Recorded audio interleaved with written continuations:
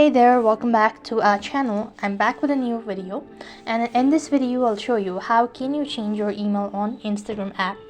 If you want to change your email or contact information on Instagram app, you have to follow these steps. First thing, make sure your application is completely updated. If not, head over to your Play Store and update it. So after completely updating the application, you want to make sure to log into your account.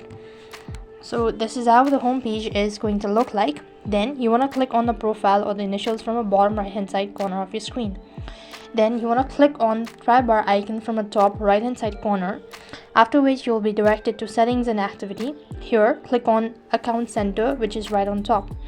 After which, scroll down and go to account settings underneath and click on personal details. After you click on personal details, here you want to go to contact info.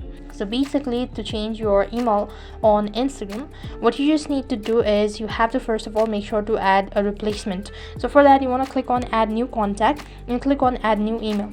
After which, type in the email address, confirm and verify your email address, all that. And once you've done it, so come back to this page. You could see the added or newly added address.